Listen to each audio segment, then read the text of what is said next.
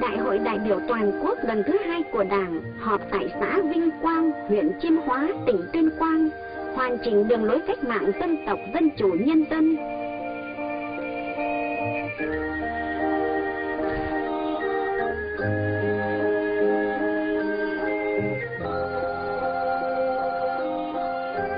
Lúc này, thế nước đã vững, ta không chỉ đứng vững mà còn mạnh lên. Quân thù đã bị những đòn thất bại nặng nề.